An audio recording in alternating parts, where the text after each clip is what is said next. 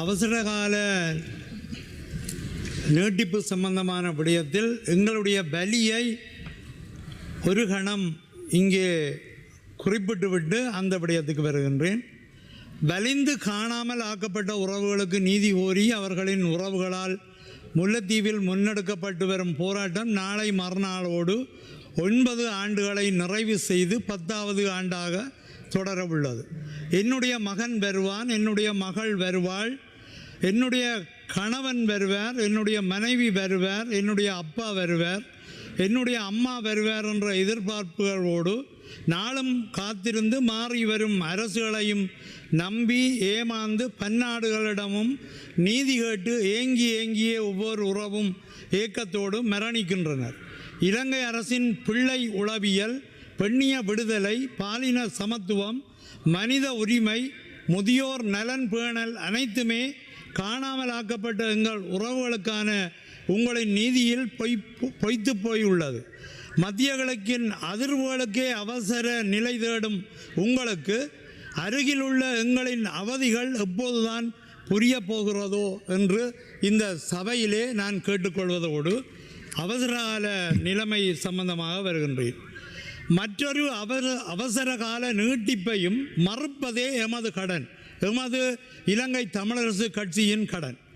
பேரவையை தலைமை தாங்கும் பிரதி சபாநாயகர் அவர்களே, பொதுமக்கள் பாதுகாப்பு கட்டளை சட்டத்தின் கீழ் 26/2/28 2477 சாயோடு 46ஆம் இலக்க அதிவிசேட வர்த்தமானி மூலம் இலங்கையின் அரச தலைவரால் கொண்டுவரப்பட்ட அவசரகால நிலை கடந்த 2026/2/28 தொடக்கம் நீட்டிக்கப்பட்டுள்ளது. நாட்டின் மீதான இறைமை கேள்விக்குள்ளாக்கப்பட்டு மத்திய கிழக்கில் பரவும் போர்ச்சூழல் இலங்கை தீவையும் பாதிப்பதை நாம் எல்லோரும் உணர்கின்றோம். தீவுக்குரிய எரிசக்தி வளங்கள், வெளிநாட்டு வேலைவாய்ப்பு, சுற்றுலாத்துறை, கடலியல் சேவைகள், நாட்டுக்குரிய அந்நிய செலாவணி போன்ற துறைகள் உலகளாவிய சூழமைவோடு நெருக்கமாக பிணைக்கப்பட்டிருப்பதால் இத்துறைகளில் ஏற்படுகின்ற பாதிப்பு எமது நாட்டு மக்களின் வாழ்வாதாரத்தையும் நேரடியாக பாதிக்கின்றது. உலக ஒழுங்கில் ஏற்படுகின்ற பொருளாதார அதிர்வுகளுக்கு ஏற்ப நாடு தயார்படுத்தப்படுவதாக கடந்த 2026/3 அன்று ஜனாதிபதி அவர்களால் தெரிவிக்கப்பட்டது. கிட்டத்தட்ட ஒரு மாதம் அளவுக்கான தாங்குதிறன் தொடர்பாகவும் எதிர்கால விரிவாக்கம் தொடர்பாகவும் எடுத்துரைக்கப்பட்டது. எரிபொருள் சேமிப்பு, சுத்திகரிப்பு திறன், அத்தியாவசிய சேவைகளின் பராமரிப்பு, கடந்த கால நெருக்கடி நிலை தொடராதிருக்கும் வகையிலான இயல்தகு ஏற்பாடுகள் தொடர்பாகவும் ஜனாதிபதி அவர்களின் குறித்த உரையில் தெரிவிக்கப்பட்டது. மேற்படியான இடர் நிலைகளை எதிர்கொள்வதிலும் அவற்றை கடந்து வருவதிலும் அவசரகால நடைமுறைகளுக்கு அப்பால் பாராளுமன்ற உறுப்பினர்களாக, வடகிழக்கின் சார்பாளர்களாக இவ்வரசாங்கத்தின் நேரிய முயற்சிகளுக்கு எமது ஆதரவு உண்டு என்பதை இந்த பேரவையிலே தெரிவிக்க விரும்புகின்றேன். ஏனெனில் பொருளாதார நெருக்கடியையும் எரிபொருளுக்கான தட்டுப்பாட்டையும் தெற்கை விட நாங்கள் நன்றாக அறிந்தவர்கள். சொந்த தீவுகளுக்குள்ளாகவே அரசின் பொருளாதார தடைக்குள்ளும் தற்சார்போடு வாழ்ந்தவர்கள். எனவே அத்தகைய சூழல் மீண்டும் ஒருபோதும் ஏற்படாதிருப்பதை உறுதிப்படுத்துவதுதான் இந்த சபையில் உள்ள எம் அனைவரும் பொறுப்பு. அதே வேளையில் பேரவையின் தலைவர் அவர்களே, இவ்வாறு பொருளாதார நெருக்கடியும் அதன் விளைவுகளும் எங்களுக்கு புதிதானவை அல்லவோ, அதுபோலவே தான் இந்த அவசரகால நடைமுறையும். தற்போது நீட்டிக்கப்பட்டுள்ள அவசரகால நிலை தற்போதைய உலகளாவிய சூழலில் அத்தியாவசிய சேவைகள், பொருளாதார உறுதி, தேசிய பாதுகாப்பை உறுதிப்படுத்தல் போன்ற கூறப்பட்ட நோக்கங்களுக்காக மட்டும் பயன்படுத்தப்படுவதை இந்த அரசாங்கம், இந்த பேரவையும் உறுதிப்படுத்த வேண்டும். அதிகாரிகளுக்கு வழங்கப்படும் உயர் அதிகாரம் தேசிய நெருக்கடி காலங்களில் மக்களின் இயல்பு வாழ்வை இயலுமான வரையில் உறுதிப்படுத்த மட்டும் பயன்படுத்தப்படுவதாக இருக்க வேண்டும். மாறாக அவை கடந்த காலங்களைப் போன்று தமிழர் குரல் வலையை நெறித்து கட்டமைக்கப்பட்ட இன அழிப்பு நடைமுறைகளை வடகிழக்கில் தொடர்வதற்கான கருவியாக அமைதல் கூடாது. விடுதலை போராட்ட வரலாற்றில் பல ஆண்டு காலம் நாங்கள் அவசரகால விதிமுறைக்குள்ளாகவே வாழ்ந்தவர்கள்.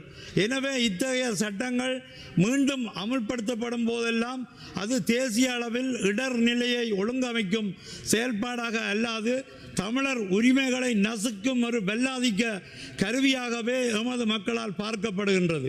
இது எமது மக்கள் மத்தியில் இயல்பாகவே அச்சத்தையும் நிச்சயமற்ற தன்மையையும் உருவாக்குகின்றது. சட்ட ஏற்பாட்டுடனான மக்கள் மயப்பட்ட நடவடிக்கைகள், அமைதியான போராட்டங்கள் வடக்கு கிழக்கில் உள்ள மக்களின் அன்றாட இயல்பு வாழ்வை கட்டுப்படுத்தும் வகையில் இந்த ஒழுங்கு விதிகள் பயன்படுத்தாதிருப்பதை உறுதிப்படுத்துங்கள். போருக்கு முன்னும் போரின் பின்பும் போரின் போதும் போருக்கு பின்னருமான எங்கள் இறைமைக்காக, தேசிய இருப்புக்காக, நிலத்துக்காக, வாழ்வாதார மூலங்களுக்காக போராட்டமே வாழ்வாக தமிழர்கள் நாங்கள் போராடி கொண்டிருக்கிறோம். போரின் போது இலங்கை அரசால் நிகழ்த்தப்பட்ட இனப்படுகொலைக்கான நீதி வேண்டி போராடி கொண்டிருக்கின்றோம். உங்களிடம் நம்பி ஒப்படைத்து தொலைந்து போன எங்கள் உறவுகளுக்கான நீதி வேண்டி போராடி கொண்டிருக்கின்றோம். போரிலே அரசியல் கைதிகளாக சிறையில் வாடும் எங்கள் உறவுகளின் விடுதலை வேண்டி போராடி கொண்டிருக்கின்றோம். வெள்ளம் வந்தாலும், மண் சரிந்தாலும், தீப்பிடித்தாலும், ஏன் உலக ஒழுங்கில் எந்த குழப்பம் நேர்ந்தாலும் ஓயாது தமிழர் நிலங்களை அபகரித்து கொண்டிருக்கும் இந்த மகாவலி அதிகார சபை, வனவள திணைக்களம், வனஜீவராசிகள் திணைக்களம், படையினர் என அரசின் குடியேற்ற கட்டமைப்புகளிடமிருந்து எங்கள் சொந்த நிலத்தை காப்பாற்றவும், எங்கள் உரிமைகளை தக்க வைக்கவும் தான் நாளும் போராடி கொண்டிருக்கின்றோம்.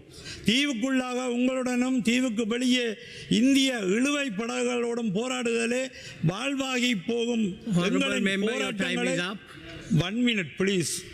எங்களின் போராட்டங்களை மட்டுப்படுத்தும் வல்லாதிக்க கருவியாக இந்த அவசர சட்டம் பயன்படுத்தப்படாதிருப்பதை நீங்கள் நிச்சயமாக உறுதி செய்யுங்கள்.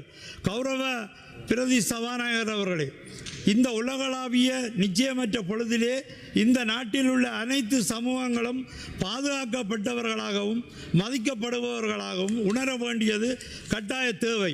சட்டம் நியாயமாகவும் பொறுப்புடனும் பயன்படுத்தப்படும் என்ற நம்பிக்கையை ஒவ்வொரு குடிமகனும் கொண்டிருக்கும் போது மட்டுமே தேசிய உறுதிப்பாட்டை அடைய முடியும்.